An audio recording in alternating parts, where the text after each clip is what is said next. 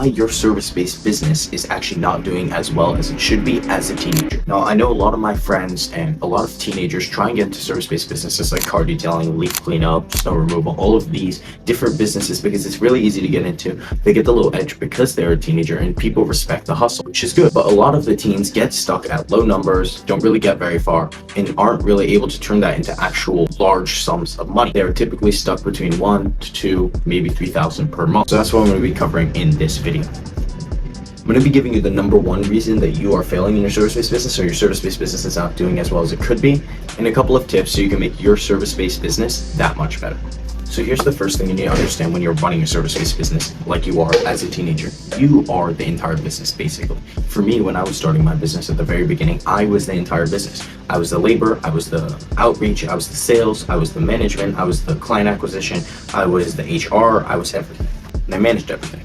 So that means if you can get yourself a little bit better, it's going to help the business because you are basically the entirety of the business. Meaning, if something's fucked up in your life or something you're doing is kind of fucked up, it's going to fuck up your business because they're kind of interconnected and you're basically one and the same. But the biggest reason that all of you guys are slow on your business or you're having issues in your business scaling is volume. It's literally volume. And especially with my business, because I understand how this goes. You're in door-to-door. It really, really sucks going on the doors. It's just terrible. I mean, even if you do get the sales, which people do, you can go out there and get the sales, but it just sucks to go out there.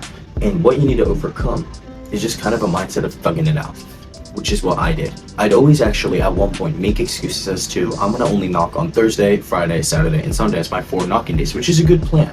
But the thing was, I would end up slacking on the Monday, Tuesday, Wednesday, Thursday, and Friday. As opposed to, I implemented a regimen for myself, which exponentially helped me. 5 doors, no matter what, per day. The biggest thing with door knocking, or the biggest thing with whatever your stream is to get clients, because that's the most important part. When you do your work, your most important part of your work is what's going to bring you more clients. What's going to bring money in immediately. Not immediately, but you can see a clear ROI. Everything should count as work in your life as a man, but those items, which you do them, and you're going to see a clear ROI are the most important ones that you need to focus on. Now, like I said, so if your mainstream of your clients is door-to-door, you should set up a minimum number of doors that you want to knock each day and make sure that you always have something for the next day. And the biggest thing is that once you start knocking, the reason the number is so low is because the reason you start knocking, you end up knocking a lot more than that anyway. It's just getting over the hurdle of getting started. So what I would always do is I wouldn't want to go and I'd just say, okay, I'm just going to go get my 5. And I got my 5 and I was like, wait, bro, I'm really on a roll here. Let me get 6. Let me get some 8, 9, 10, boom, boom, boom. And you're in much better shape. That's for door-to-door. And for anything regarding online, let's say your marketing is on Nextdoor, Facebook, etc., you should set yourself, okay, every 2 days I'm going to post a before and after. Every 2 days I'm going to post something. Every day I'm going to post something out that advertises or promotes our service or product, right? Those are the things that are going to help you. You just need to do more volume.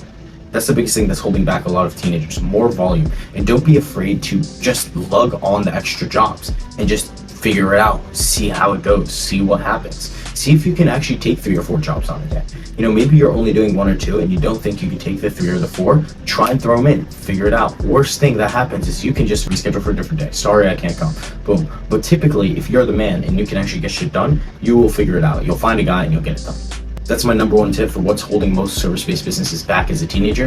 If you guys want to see more tips like this and more entrepreneurial content as a teenager and follow my journey from going to $0 to $60,000 and from 0 to 10K per month, make sure that you guys drop a like, drop a sub, drop a comment, and I'll see you in the next video. Peace out.